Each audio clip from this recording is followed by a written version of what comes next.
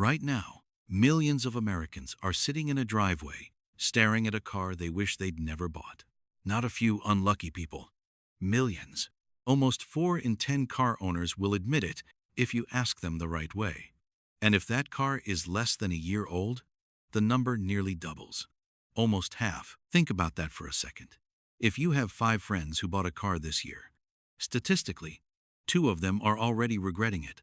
They just haven't said it out loud yet. Before we go further, hit subscribe. Because this isn't really a story about cars. It's a story about how an entire industry learned to quietly take more from you than you ever agreed to give. And once you see how it works, you won't look at a dealership the same way again. So where does the regret actually start? Not the price, not the payment, the car itself. When people look back, the single most common thing they say is this: I wish I'd picked something else. Not a cheaper trim, not a better deal, a completely different vehicle. That beats regretting the cost. It beats regretting the negotiation. It's the number one answer, which means something is going wrong at the exact moment people choose. Here's what that moment usually looks like. Perfect lighting. A car polished until it shines like glass. A salesperson walking you through every feature, letting you sit behind the wheel and imagine your whole life unfolding inside it. Then a test drive. Smooth roads. Ideal conditions. You sign. And a few weeks later, reality lands hard. The backseat's smaller than it looked. The ride's rougher on your real commute. The car you fell in love with in that showroom isn't the one waiting for you every single morning. But here's the problem. That's only the beginning. Right behind that regret, 2 more show up. Buyers say they bought something they couldn't really afford, and they say they never shopped around before signing. On the surface, those look like 2 different mistakes. They're not. They're the same mistake, told twice. Because car buying isn't fast. It isn't simple. It's built one small nudge at a time to move you past the number you walked in with. Nobody decides, today I'm going to overspend on a car. Nobody plans that. It happens in inches. A slightly nicer trim, an upgraded package, a longer loan to shrink the monthly number down to something that feels safe. None of it feels dramatic in the moment, but by the time you're signing, it's added up to something your actual budget was never built to survive. And this is exactly where the story stops being personal. Because the same thing is happening to millions of people all at once, across the entire country. And the scale of it is staggering. The average new car payment in America just hit a record high, $773 a month. Not for luxury buyers, for everyone. Right now, 1 in 5 people is paying $1,000 a month or more, just to drive to work. To make that number feel survivable, lenders stretched the loans out. Longer and longer. It used to be 4 or 5 years. Now it's nearly 6. Almost 70 months of payments on something that starts losing value the second it leaves the lot. And this is where it turns into something much worse than a bad deal. Cars lose value faster than most of these loans get paid down, which means for years, a massive number of people owe more than their car is even worth. Right now, nearly a third of everyone trading in a vehicle is underwater, the highest level since the pandemic. And the average person in that position owes more than $7,000 past what their car is even worth. Here's the part that changes everything. That debt doesn't just disappear. It gets rolled straight into the next loan, which means the next car starts underwater too, before it's even been driven home. Do that across millions of buyers, year after year, and you get numbers that used to only show up during a full-blown financial collapse. Subprime auto delinquencies just hit their highest point in 32 years, higher than the peak of 2008. Read that again. More people are falling behind on car payments right now than during the worst financial crisis in modern American history. This isn't a handful of bad decisions anymore. This is pressure that's been building quietly for years. And it's starting to crack. So people are doing the only thing they can. They're holding on to their cars longer. The average vehicle on American roads is now 13 years old. A record. Millions of people aren't just regretting new cars anymore. They're simply refusing to buy one. But here's what most people miss. Money is only half of this story. There's a second layer of regret, and it has nothing to do with price.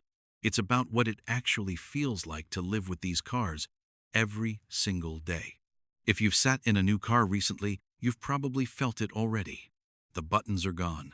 The knobs are gone. In their place, one giant screen controlling almost everything, right down to the seat heater. And here's the part that surprises people. Drivers don't hate touchscreens because they hate technology. Most people love technology. They hate touchscreens when a screen replaces something they used to control by feel, without ever looking down. Reaching for a volume knob at a red light takes zero thought.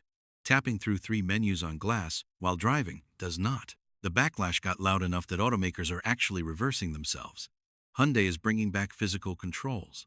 Volkswagen is putting real buttons back into cars that used to be all touchscreen. Think about that. Companies spent years and millions of dollars designing these interiors. Now they're quietly undoing their own work because customers pushed back hard enough to force it.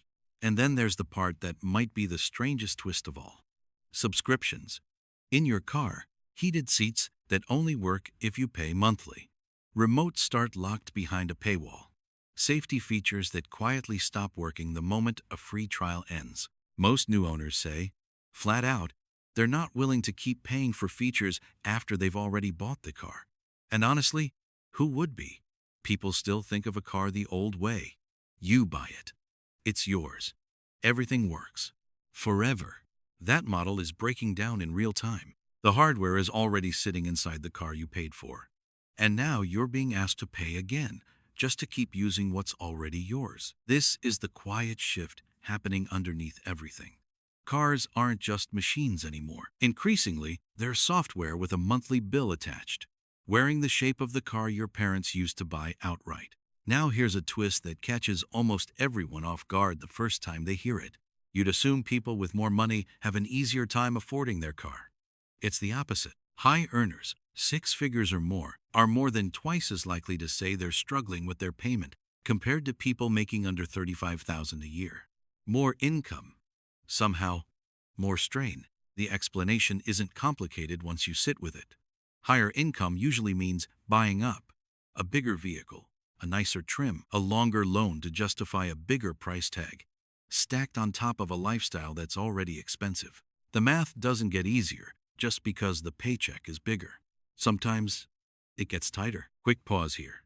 If you're finding this useful, this is exactly what this channel is built on. Pulling apart the numbers behind things everyone experiences, but almost nobody explains. Hit subscribe now, because what comes next might be the strangest contradiction in this entire story. Electric vehicles. Depending on which study you read, EV owners either love their cars more than anyone else on the road, or they're the group most desperate to escape. One major study found nearly half of American EV owners say they're very likely to switch back to gas for their next car. Charging access and total cost topped the list of complaints. But a separate major study found the exact opposite. 94% of EV owners said they'd buy another EV. Only 12% would even consider going back to gas. 2 credible studies. 2 completely different answers. So which one is true? Probably both. Just capturing different people at different moments. Early adopters who bought when charging networks were thin had a rougher experience than people buying today now that infrastructure has caught up. Someone with a home charger and a short commute lives a completely different reality than someone relying entirely on public fast chargers. The contradiction in the data isn't a mistake. It's proof of just how divided this experience still is, depending on who you are and where you plug in. So where does that leave us? Millions of Americans are sitting in a car they regret. And it was never just one thing. It's the wrong model, chosen under showroom lighting. Its payments stretched to nearly 6 years, dragging buyers into debt they can't climb out of. Its delinquency rates worse than the financial crisis. Its buttons replaced by screens that don't work the way old controls did. Its subscriptions quietly turning ownership into rental. And it's a technology shift so new, even the people studying it can't agree on how buyers actually feel.